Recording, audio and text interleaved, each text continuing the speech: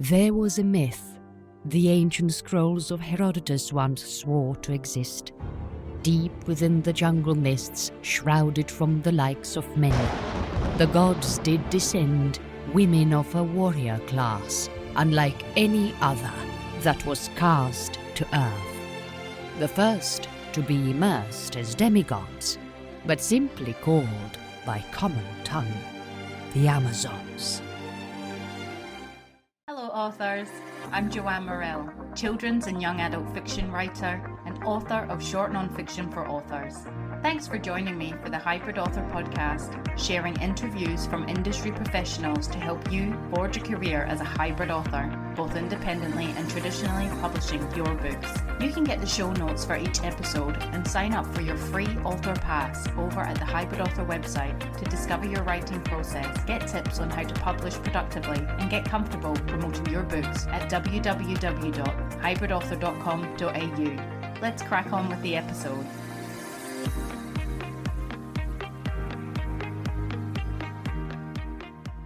Hello, authors!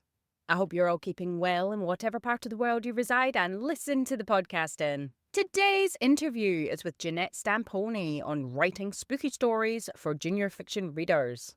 And we chat the inspiration for her new junior fiction book, Terry Fide and the Bakery Ghost, balancing creating a sense of mystery and fun without making the story too scary or dark for young readers, paranormal themes, and what Jeanette hopes readers will take away from Terry Fide and the Bakery Ghost, especially about fear, courage, and imagination. From character development to pacing, what storytelling techniques Jeanette found most effective when crafting ghostly adventures that keep kids hooked from start to finish, her advice to aspiring junior fiction authors, and much more.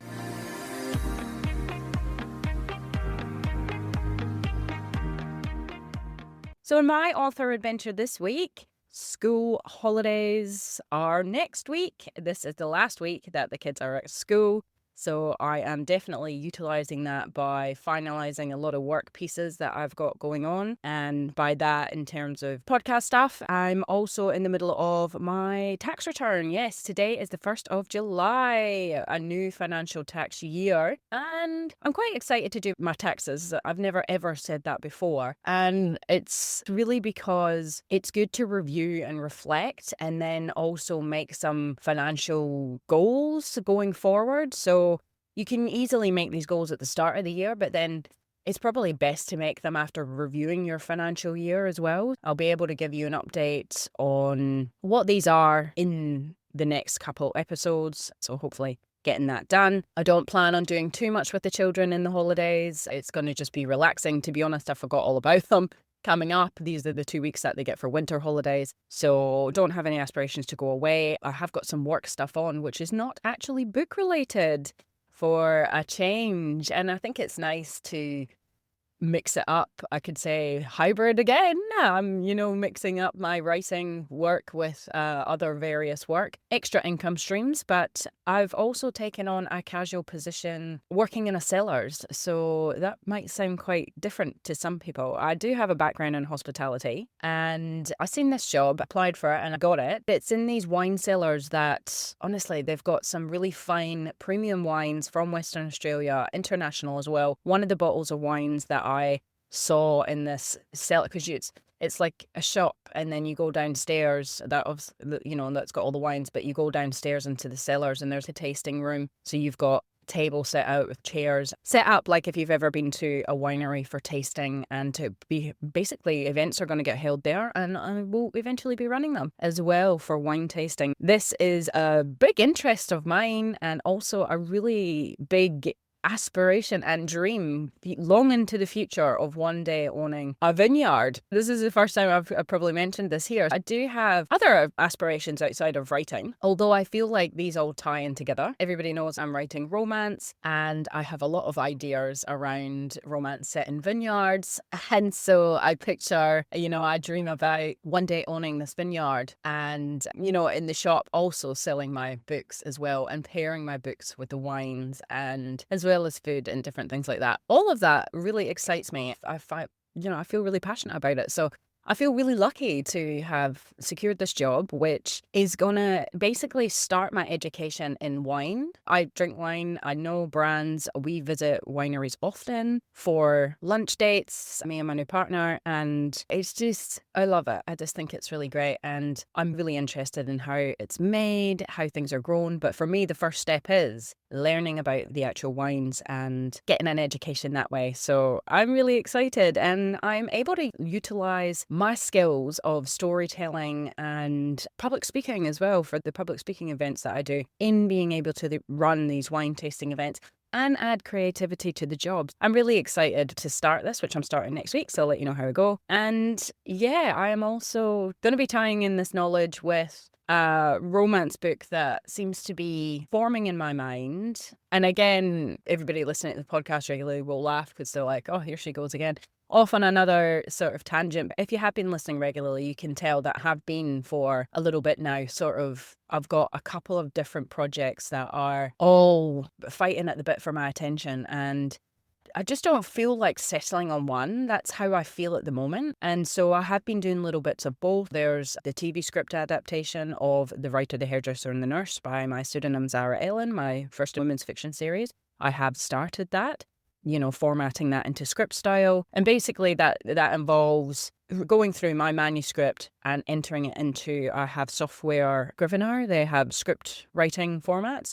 I took script writing at university, so I'm very aware of how a script is laid out and how the formatting, the key element of screenwriting is that you only put on what you can see on the page so I have to be stripping back what the characters are feeling and thinking, and you have to showcase it in a different way. So it is another skill. For my book, there's a lot of emotion in there, so it's good to be able to see how you can portray that differently too. And the other work was a young adult fiction book from last year. I kind of did like a couple of page, sort of telling myself the story on that, but yeah, haven't gone any further. And then I have started reading, so everybody has probably heard of Harlequin, which is an imprint of HarperCollins romance books. They've got lots of different categories that you can write in. So I have been at the library and I've been reading these books just to get more of a feel of the different styles of romance. I'm working my way through these books. I've finished the one that's classified as sexy. It was interesting just to notice that obviously their story is the main attraction, but there was lots of little understories and how it all was compacted tightly, and even the language that was used is noticeable. Getting an education there. I'm thinking that I want to write this vineyard romance, but I'm not sure of what direction or what category to take it in. A lot's going on, but these things excite me, and I like that everything is connecting this casual position with the wine, the romance book with the vineyard, and then hopefully eventually in my life these things will all add up to my end goal of owning a vineyard. I've never planted a plant before and kept it alive, so I would like to see if I can actually make something like that and see how it goes. Talking of wine and alcohol, it is the 1st of July. I am doing dry July. That will have to be tweaked if I have to taste the wines at this new job to be able to sell them, obviously. It is in a high-end area where people actually have cellars in their homes, so this shop is of good interest to them. But yes, dry July, so I will not be drinking alcohol for the month of July. I've done it last year. I've done it before to raise money, but really this is just a personal, healthy little kick for July, and I think it's quite a good month to do it in. They also do Sober October, which I think maybe would be another month to do that as well, so we'll see. I have been listening to the Alliance of Independent Author podcast. They have put an episode out this week titled What the First Copyright Ruling Means for Authors for Artificial Intelligence.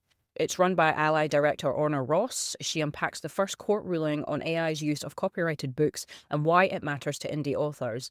She explains how the judge balanced fair use with pirate copying, then walks through Ally's 4 C's: consent, compensation, clarity and curiosity, to show authors where the real battles lie. Along the way, Ross offers clear steps for safeguarding your work, engaging readers, and keeping your creativity alive while tech giants and courts hammer out the details. So it's good to stay informed with what is happening in AI news, especially from an authorship perspective, because no matter where you stand, you should be sort of keeping an ear to the ground on what is happening, because there's lots of rapid change. I myself am not someone who is reading these things and wanting to update you every single week on it or anything like that. I feel there's enough out there. There's this podcast, there's other podcasts, there's news, there's things like that. But if there is major developments and I'm aware of them, then of course I'm going to share here for anyone listening who is keen. But that episode is definitely worth a listen to get a leg up on what is happening. Doesn't mean you have to be an independent author. It's still interesting if you are a traditionally published author, because I've heard the stories about traditional publishers signing deals with these companies for authors' works to go into AI. What can an author do if it's in their contract and they can't do much about it? To me, that's a really interesting topic and one I might explore further. So I have been trying Prime for the first 30 days free. I've watched the movie It Ends With Us, which is a book-to-film adaptation of Colleen Hoover's books. I've got them on my bedside table to read. I had heard it was about domestic violence and I've been wanting to see it for a while. So I enjoyed the movie. I thought it was really well done. It was definitely a little bit sad, and I would like to, because there's 2 books and obviously 1 movie, I would like to read the 2 books and see how the adaptation has been made into the film across the 2 books, and they've not sort of just dragged it out over 2 films. How hybrid are you? We celebrate being hybrid here on the Hybrid Author podcast. I feel like it's a great way to be excited about lots of different options that you can do and not just think you're confined to one space to write, publish and work in. With everything, there's still some animosity or struggles, internal and external struggles you can face as a hybrid author. Like anything, there's always ups and downs in life, as is the hybrid author life. Some of the struggles you can face being a hybrid author is balancing 2 publishing models. I used to be conflicted between writing projects, ones that I was going to self-publish and then ones that I was going to traditionally publish, but anybody who does publish traditionally, it can take 1 to 2 years. So there's different timelines between the 2, while self-publishing can be immediate. So juggling both can lead to conflicting schedules. Contractual commitments, traditional contracts may limit what or when you can publish independently. Creative energy, switching between the demands of both models can drain time, focus, and creative stamina. I can definitely tell you that I have felt that and maybe thought that's not been a good way for me to be. It's one or the other, but then sometimes it feels like one area is not serving me properly, and so the other one makes me feel more alive. I've definitely jumped between the 2. As I said, I'm back to writing a romance book for Harlequin and actually adhering to how they write in their style. Before that, I've been self-publishing. Upfront cost, financial uncertainty. Self-publishing requires investment in editing, cover design, and marketing. Uneven income streams. Indie books might provide quick returns. Traditional sales may offer advances and royalties, but on a slower payout schedule. Brand cohesion and audience expectation. Multiple pen names, often used to separate genres or publishing models, but managing multiple author identities can be exhausting. Hence why the hybrid author was born. I was out writing children's fiction, ended up doing non-fiction, which wasn't in the plan. And I could not even manage 1 set of social media, could not imagine having to manage 2. So I had to think of something that would tie everything into my work together. And for me, that was being hybrid. Audience confusion. Readers may not understand the difference in tone, format, or frequency between your traditional or indie books. But that doesn't mean, you probably got different audiences for different genres, unless you find someone who loves everything you do from each of your brand names. Genre crossovers. Traditional publishers might want to own a genre, making it harder to indie publish within the same space. So for me, I'm writing women's contemporary fiction. I've got first in series, but then I'm going to jump ship, but still staying like the romance sphere. How would, if I get a traditional publishing deal with Harlequin, how will they feel about me still independently publishing my own stuff? And I would like to keep it under the same pen name. So time will tell. Time management, promotion demands. Traditional publishers still expect authors to market their own books, while indie publishing is 100% on the author. Overlapping deadlines, managing edits for 1 book while launching another can lead to burnout. Basically trying to do it all is hard. Learning curve. Each publishing path has its own tech, tools, and marketing practices to stay on top of. Navigating industry expectations. Traditional gatekeepers, hybrid authors still face rejection or creative limitations from agents and publishers. Indie reputation stigma. Despite increasing respect, indie authors sometimes face outdated biases with the traditional industry. Professional standards, indies, and there's still a lot of that happening in libraries and things like that today, which is a shame. I understand, but then I don't think that they should, that saying, tar everyone with the same brush if they come across like a work that's not been good, because there is some very professional people indie publishing. Professional standards, indies must match or exceed traditional publishing quality to remain competitive. Marketing and discoverability, double the strategy. Indie marketing focuses on algorithms, ads, and rapid release. Traditional marketing often leads into publicity, reviews, and events. Managing both can be overwhelming. Platform pressure. Hybrid authors are expected to maintain a strong online presence to support both sides of their career. And everybody listening avidly would know that I've felt those pressures in the last 6 months especially. And so I've actually hired virtual assistants to help me with this. And it's been pretty much the best thing I've ever done for this business personally, because I can't keep doing it alone because there's so much to it. Creative control versus collaboration. Clashing visions. Indie publishing offers full control, while traditional paths may require compromises. Titles, covers, even plot points. Switching gears, it can be hard to adjust between the indie mindset, DIY, and agile and traditional mindset, team-based and formal. I have never had a novel traditionally published, so I'm not sure how I'm going to go when that time comes. I'm so used to doing everything myself, and even with virtual assistants, actually having to pass the baton across. It was like, are they going to do a better job than me, all this sort of stuff. But it's been amazing. And as soon as I've done that and you let go, I just wanted to shove everything at them. Just be like, no, you do it now. So I think, as much as I think, how will I feel about traditional publishing? I reckon that I will trust them 100% in their professional opinion, and I'll be jazzed about what they do for me as well. So there you go, just some little struggles. They're not little obviously, but some struggles that hybrid authors can face, and it is worth talking about it. I'm not selling that the hybrid author life is for everyone, just that there are options out there. If you don't just want to traditionally publish, if you don't want to just self-publish, like, you can be hybrid and do both at your own pace, what works for you. Also realize there might be things that arise that you don't feel good with, and you don't have to do. You are your own boss at the end of the day.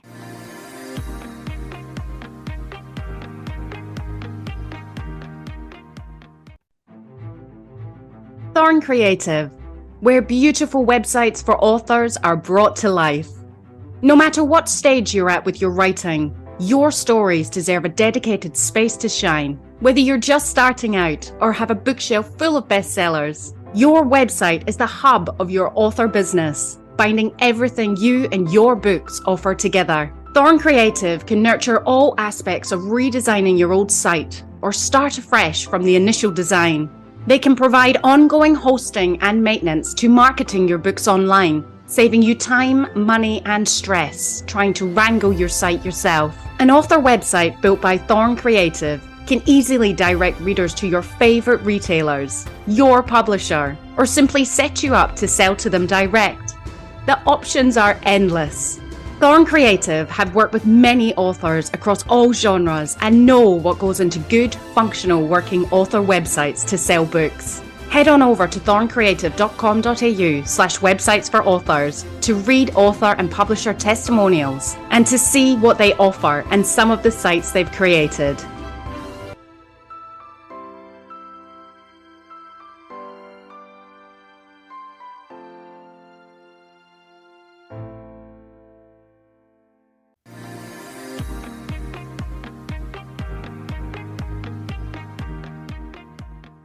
Jeanette Stampone was born in a spooky 300-year-old house in the English countryside. She grew up with stories of local legends, pixies, ghosts, and fairies. These childhood experiences inspired Jeanette to write fun, imaginative, and quirky stories. A country girl at heart, Jeanette now lives in regional Western Australia with her husband and 2 boys. In 2022, Jeanette's debut picture book, Shadow and the Girl, was released by Red Paper Kite. Her second book, The Dragon Guest Handbook, was published by Wombat Books in 2024. But this year, Jeanette was thrilled to release her new junior fiction book, Terry Fide. Yeah. Terry Fide and the Bakery Ghost, published by About Kids Books. Jeanette is an active member of the Society of Children's Book Writers, Illustrators, SCBWI, and is passionate about sharing and creating books for kids of all ages. Welcome back to the Hybrid Author Podcast, Jeanette. Thank you so much for having me. We're so thrilled that you're back again. You were actually one of the very first guests that we had on the podcast 4 years ago, episode 11. Oh, really? I I know. thought maybe it was like 3. I thought it can't be that long. 4, was it? Yeah, Okay. it was episode 11, submitting to traditional publishing houses. Wow. Yeah, which is crazy. But, you know, for those who might have missed that very early episode, you can still go back and listen to it. But can you share with us a little bit more how your author adventure has been? Yeah, so that would have been when my first picture book came out, Shadow and the Girl. So lots kind of happened since then. Well, it's kind of has, but it hasn't. The publishing industry is very slow. Nothing really moves very fast. So yeah, I'm continuing to write picture books. I've got lots of manuscripts on the go. I had my second picture book published with Wombat Books. That's the Dragon Guest Handbook. That was really fun. I was surprised how quickly that one got picked up. All my other books I've sent out to all these publishers' ages, and that was picked up very quickly. So I didn't expect that. I'm also teaching myself to illustrate. I completed an illustrating picture book course with Nina Rycroft. That was amazing because it really helped me in terms of getting character proportions correct and movement. I think my drawings really improved since then, but it's something I continue to work on. Following on from that, I did get an illustration included in an anthology, and that was published in collaboration with Daisy Lane and Just Right for Kids. Yep. And that was a huge boost for my confidence to know that I was on the right path with that. And now I've got my latest book, Terry Fide and the Bakery Ghost, which is a junior fiction book. And I'm really pleased to see this come out because I worked really hard on it and I just always believed in it. So to find a publisher that liked it too and believed in it was amazing. So I'm really excited about this one. Are you submitting your illustrations? I have done a little bit, not loads, but I've still been building up my confidence with that, I think. But yeah, I'm starting to put work out there a bit. And every so often, because I'm always writing different stories and everything. Yeah. So every so often I'll find a story that I think I wouldn't mind just trying to illustrate. So I'll do some illustrations and a storyboard, and I'm starting to send those off as well. That's amazing. And are you in a bit of a groove with your process now in terms of writing stories and submitting them? Are you still submitting from when you last came on talking about submissions to traditional publishing houses? Are you aware of when things are open and you get stuff in, or is it just when you've got stuff going? I'm really aware. I think, especially when I first started out, you don't know where to submit to or when they're open or anything like that. And I think it's harder now because back then publishers were open. A lot of publishers just open all the time, and now it's much more. You might get one day a year or something. So you really have to keep an eye out on what's going on, follow their Facebook pages or Instagram. But I think the Kid Lit community is really great because if one person spots something, they tell everyone else, and it's really supportive like that. Yeah, I think a lot of publishers now as well only really like you to send one story in at a time. But back when I was first submitting, they're a bit more open to maybe having 2 or 3. But now it's most of them are quite strict, one at a time kind of thing. So you have to be really careful what you send and really thoughtful. Yeah, it's been a while for me actually, so that's really Well, we are here today to talk about your new book, Terry Fide and the Bakery Ghost. How was that picked up quite quickly, or how long was the submission to that one? It's had quite a journey. That book actually. So it was a few years ago. I can't remember, maybe two or 3 years ago that I wrote it. And also I started submitting it everywhere. I got a few little nibbles with some Australian publishers. Got one Australian publisher that it got really close to, and they said we're full of junior fiction. That was quite a well-known publisher, so I was very gutted about that. And then it got picked up by a UK publisher, and I was like, yay, finally. And then they had financial issues, so 18 months later they actually dropped it. They dropped a lot of our books and they closed shop. And then I found out about kids' books were looking for junior fiction, and small imprint just opened up, and I thought, give these guys a try. And they said yes. That's so amazing. Quite a journey. Yeah. So the publishers have changed for the book, but the story hasn't. It's stayed the same. Yeah, it stayed the same, and there was quite a bit of editing and everything, but the whole premise of the story is definitely still the same as I originally wrote. Yeah, amazing. Sure. Well, tell us about the story. I love how it's it seems like it's a spooky story, and then you've got your author bio. You grew up in the old spooky house. The story is about a boy. He's 9 years old. He's called Terry Fide because he's terrified. There's lots of really bad puns in this book. So he's terrified of anything. He has got a ghost pet dog. So that's the only ghost he's not afraid of. But pretty much everything else he's scared of. Ghosts, the dark, rats. But unfortunately, he comes from a ghost detective family. They have a ghost detective business where they work out what's going on with ghosts, what their problem is, and they try and work with the ghost to sort out what's going on. And the dad's in charge, and he tries to train up Terry to be a ghost detective. Terry's not really keen because he's scared, but he does really want to become a ghost detective. And then one day his dad has to leave for Sydney because they've got hauntings all over Australia that he has to deal with. So Terry's left in charge of the town's latest haunting, which is in a bakery. That's just the premise of it. It's really fun and spooky, but not too scary. So it's fun. And where did the idea come from and inspired you to write that? Because it sounds fantastic. I Thank you. So yeah, I always wanted to have a go writing junior fiction. The inspiration came from my family home. I grew up in England. It was quite a big house, actually. I'm the youngest of 8. Wow. Oh my God. Yeah. You probably said that last time, but I don't remember it. But oh my God, 8 children. Yes. So it was a big house to fit us all in. The house is about 300 years old, and it was really spooky, to be honest. It was a really spooky house. It had like a underground cellar, the creaking floorboards, the works, and used to hear lots of noises. I spent a lot of my time just hiding under the covers. And yeah, my brothers and sisters I was actually fascinated with ghost stories growing up in that environment. Ghost stories always really appealed to me. I remember my parents having a book of true sightings or people's accounts of what happened in the local area. And I remember like reading that and being completely fascinated by that, and then not being able to sleep, of course, all night. So just growing up in that environment and in that old town definitely had an influence. And then the bakery side, my parents actually owned a bakery. So I grew up in that environment as well, with basically, delicious baked goods, all those yummy cakes and things like that. So to bring those two elements together was, it's kind of meant to be, really. Yeah, I think so. It sounds like it for sure. And I think it's really special when you can draw upon your own experiences and share them in a really cool, fun way. I think the character sounds fantastic. It's an environment where they're supposed to flourish, but then to be like, and that's great for young kids too. How did you find, obviously you started out in the picture book genre and have now notched up to junior fiction. How did you find that balancing act between the two kind of genres and things? Just very challenging, actually, because I feel most comfortable writing short pieces.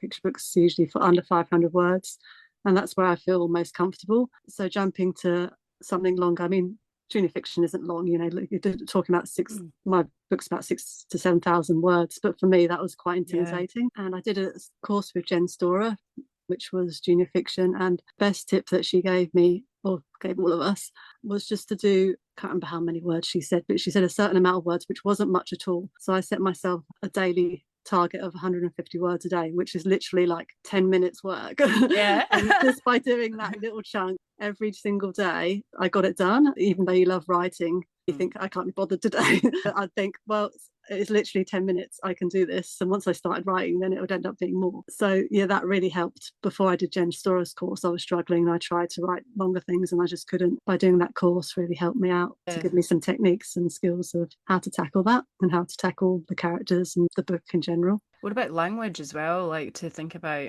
I mean, picture books, it depends, I suppose, because sometimes picture books can almost be for adults. So sometimes the language can be quite flowery and whatnot. But junior fiction, I don't know many adults that are going to just sit down and read junior fiction. So did you feel quite restrained with the language that you chose, or not so much? But probably a bit more free, actually, because you do have to be so picky with picture books. You have every word counts in any book that you write, but particularly picture books, because it is so limited in your word count. So I felt a bit more freer to describe things. And I think because at the time I had a child that was in that age group, the target age group for the book as well. So I was used to speaking to him and seeing how he used his language and everything. So it felt quite natural in that regard. That's good. I hope you write it. He was your guinea pig. I don't want to give him any money. But when I had it edited, I realised the publisher sort of said a lot of your sentences are way too long for that age group, because they need to chop it down, make the sentence a lot shorter. So that wasn't something I really realised until she had a look at that. So yeah. I suppose that's really where the traditional publishing houses come in, or an editor just in general, isn't it? To give you that guidance. In course, did she teach you, like you said about characters and things like plot, especially for an adventure story or anything like that, or no? So much. A lot of the things she concentrated on was how to brainstorm. That was a big thing with her, how to really just develop your characters. And I think once you start to develop the characters and find out about what makes the character tick, what they look like, who their friends are, and all those types of things, you start developing and you can find out what their fears are, what their likes, what their dislikes, and it kind of starts to grow. It wasn't particularly, this is how you write a junior fiction you know, step 1, step 2, it was more about developing your creative mind almost. Yeah, it was a different way of looking at things, and I really enjoyed it. I got a lot out. Yeah. Did you find it quite easy to balance those types of things, or is that something the editor has helped with as well? That's something that I had to work out myself. It was almost like putting pieces of a jigsaw together, really, and just making sure you've got some diverse characters in there that have all got different personalities. I've got Terry, who's terrified of everything, and then I've got his best friend Max, who's confident, smart. He likes doing puzzles, so he was a clue collector. Okay. And I've got Avery, who's, you know, like annoys the boys a bit, and she doesn't actually believe in ghosts. She thinks it's all rubbish, so she tries to prove them all wrong. But after a while, she kind of starts to think, oh, maybe there's something in this. But she's an inventor and tries to invent some really cool gadgets to help the boys as well. So I think having those different characters' strengths as well is really good in a story, and that helps me. Having those different characters helped me to deal with the mystery and the adventure side. So they all had their strengths. So I think, again, it's almost comes all from the characters. Did you follow like a mystery structure, or not really? You know, how some thrillers, it's not really something that I write in, but like sometimes there can be structures in place of this point you're supposed to have this, or maybe that's more adult. I'm not sure. You're like, nah. No. Yeah, just kind of just worked out, you know, what was going to happen in each chapter, and tried and worked out how, myself. No, there's no kind of formal way of doing it. It was probably all a bit of a mess, to be honest. And then it all kind of came together, and I'm like, Did you read a lot of this sort of style, or as you were doing it, just to get a feel for what? Yeah, my son was that age at the time, so I was reading quite a bit to him. And I think as your kids grow older, you sort of get more interested in what they're reading, and so I think that really helped as well to read in the genre of junior fiction. And is it quite a light-hearted tone, like being junior fiction, or obviously it's not too dark? That's something that I really wanted to get strongly across, that it's you know, we're not talking middle grade where it's going to be really terrifying, that the kids are going to be scared at night time. I want the ghosts to be fun, and I wanted the whole premise to be fun, but obviously it's got that spooky element. So the idea of the ghosts is that they're actually trying to help. So they might seem like they're causing a lot of trouble, but they're trying to help. They've got some sort of problem. So it's up to Terry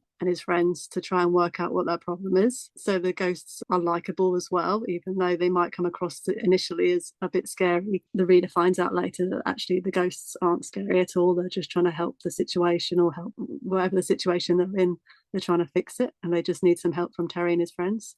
Yeah. So it's very light-hearted and silly and fun, and lots, like I said, lots of puns. Is there like a message in that you want children to take away from that? Because that could almost be applied to, you know, kids at school coming across quite a certain way, and then, you know, you realizing, well, actually give them the time of day and maybe listen or help, and they're not like that in the end. Is it anything like that, or no, you're just a fun story? That's what it's about. You know, those first impressions that you get of someone, for sure. You can't always judge people when you first meet them, how they're going to be, and you just need to give them time and try and understand them. And I think also from Terry's perspective, because he is so scared, but he has some good friends behind him, so showing that, you know, having that support behind you when you're not feeling very confident, not very sure of yourself, have some good friends around you is always nice, you know. And how is like the pacing of the work? Each chapter was about 500 words, so it is quite fast paced. There's a lot of action in it. Cliffhanger at the end of each chapter as well, to try and keep the kids, I'm sure if the parents are reading it, they probably hate it because the child will be like, can I just have one more chapter? So it's very fast actually, right from the start. There's action throughout, but there's not very often there's quiet parts in it at all, really. Just go, and that's something as well that Jen Storer sort of said that age group like, just to have the protagonist really involved in what's going on and the story moving forward really fast. So that's fantastic. To keep them interested. Have you reached out to Jen to say, look? Yeah, I did.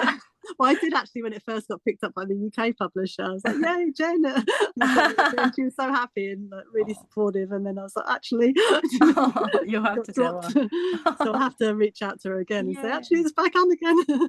Well, it's not back on, it's out now, isn't it? Fantastic. And with, obviously, you know, different publisher for this one about kids' books, and you've been with Wombat before and Red Paper Kite. How has your publishing been? You know, has the publishing experience been different from obviously going back and forth with a picture book to going back and forth with a junior fiction book? Is there many differences? Yeah. Longer process? It's a huge longer for picture books, definitely, because you've got to. Oh, right. Yeah, okay. I mean, the picture book, I think Wombat Books one took maybe 2.5 years to come out. Yeah, In comparison to this one, which was a few months. I was just like, my publisher's like, it's going to be a few months. Hope that's all right. I'm like, oh my gosh, that's just crazy. That's so fast. But there was obviously a lot of editing, getting all the grammar and everything correct with the junior fiction. So it was a lot more work in terms of that side of thing. But I couldn't believe how fast everything happened. And I think Jasmine Barry, she's the illustrator.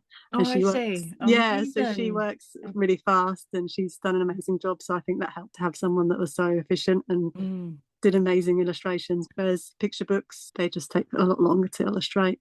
And I think because there are so many picture books, whether that makes a difference, it takes a long time for that to sort of go through why each one waits their turn.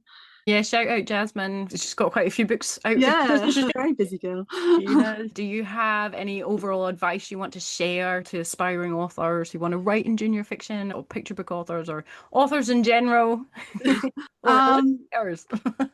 I've probably said this lots of times, but just try and find your crew, a group that will support you and will encourage you and celebrate your highs and commiserate with your lows. So that's really important to have that support behind you. In terms of junior fiction, the major things that I've taken away were take your time to brainstorm. Don't just jump into the story. It's very tempting when you've got an idea. Oh, I've got a great idea, I've got a character, and just start writing. I mean, that might work for some people, but for me, just have a few weeks to brainstorm and let it mull around in your head. And it just made so much difference to do that process that Jen taught us about, creative and just letting yourself play, really. I think as writers, we can take things too seriously. We can think we need to get this work done, and sometimes we just need to sit down and just play, even just draw our characters. Even if you're not an illustrator, just draw them and have fun with them and work out who they are.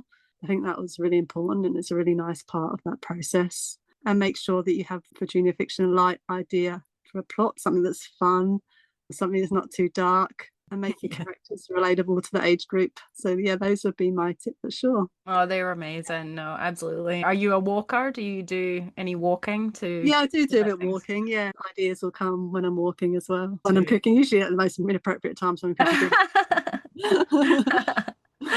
No, that's fantastic, because I think, and I'm guilty of that as well. You just, when you switch over to looking at this in a different way, either career wise or trying to make money or just you can lose that sense of play as well, and fun, and why you did it in the first place. Yeah, so important. Especially, I think, in children's fiction. Yeah. Have fun with it.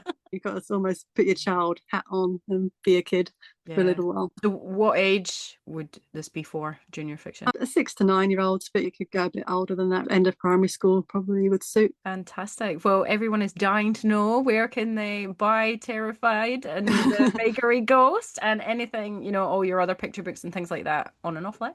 Probably the best place is just to go to my website, actually, because I've got all my Instagram and Facebook links there, and then information about my books and all those links. So that's JeanetteStampone.com. On offline, any ask in your bookstore, ask in your libraries, just but yeah, online's probably the easiest. Amazing. Well, thank you so much for joining us again, Jeanette. It was wonderful, and congratulations on all the success in the junior fiction book. We can't wait to see it. Thanks for having me. Thanks again.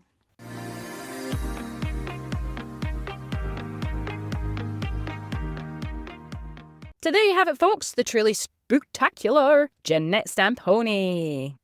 Next time on the Hybrid Author Podcast, we have Sarah Suzak chatting memoir, meditation, and overcoming adversity. Sarah Suzak is a full-time working mum, a commercial lawyer with over 2 decades of experience. Sarah has led the legal function of some of the world's most iconic brands, including Coca-Cola and Colgate-Palmolive, across the South Pacific and Europe.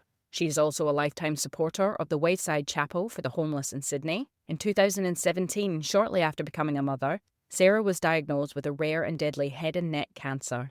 Her journey through major facial reconstructive surgeries, intensive radiation treatment, and ongoing medical challenges led her to discover the ancient practices of Vedic meditation, which became a cornerstone of her recovery and inspired her to train as a Vedic meditation teacher. In 2023, she launched MediSteady Go, a business dedicated to sharing the wisdom and techniques that she credits with saving her life. After being in remission from cancer for almost 7 years while completing Uru in 2024, Sarah was diagnosed with a metastasis to the lung. Though the lesion on her lung was safely removed, she developed a rare autoimmune condition which saw her on life support and hospitalized for almost 3 months. With the help of holistic health practices and her daily meditation routine, Sarah made a remarkable recovery. Defying medical expectations, she is now living a joyful and purposeful life in Sydney with her husband and daughter. Uru is her first book. Truly inspiring chat coming up with Sarah. I wish you well in your author adventure this week. That's it from me. Bye for now. That's the end for now, authors. I hope you're further forward in your author adventure after listening, and I hope you'll listen next time. Remember to head on over to the Hybrid Author website at www.hybridauthor.com.au to get your free author pass. It's bye for now.